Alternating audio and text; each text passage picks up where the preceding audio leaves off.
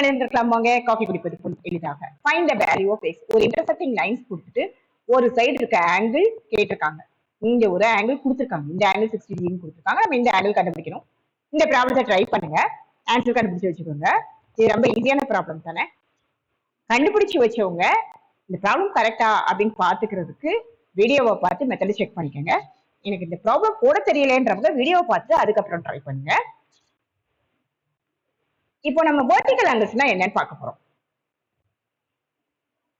pair of opposite angles made by intersecting lines.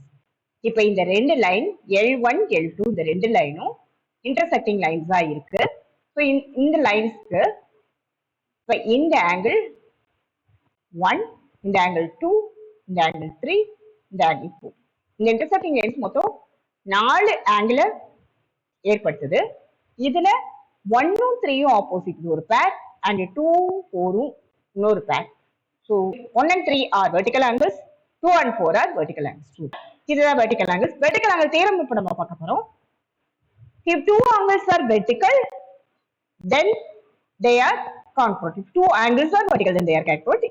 இப்ப பாருங்க எக்ஸும் எக்ஸும் vertical angles இல்லையா? ஸோ அது ஈக்குவலா இருக்கு. இந்த பக்கம் இருக்க ஆங்கிள் இந்த பக்கம் ஆங்கிள் vertical angles ஈக்குவல். இதான் சிம்பிளான விஷயம். vertical angles are equal. இதை பேஸ் பண்ணி நம்ம இப்போ ஒரு ப்ராப்ளம் போட போறோம். நம்ம vertical angle theorem யூஸ் பண்ண போறோம். இது ரெண்டும் vertical angles, 2 4 vertical angles.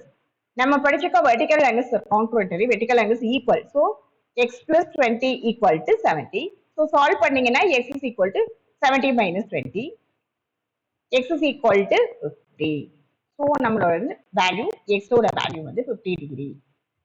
இதை பேஸ் பண்ணி தான் ஃபர்ஸ்ட் பார்த்த ப்ராப்ளம் போடணும். ட்ரை பண்ணுங்க. உங்களுக்கு ஏதாவது இது மாதிரி கஷ்டமான ப்ராப்ளம்ஸ் இருந்ததுன்னா அதை கமெண்ட் பண்ணுங்க. அதை நான் வீடியோவா போடுறேன். Happy learning.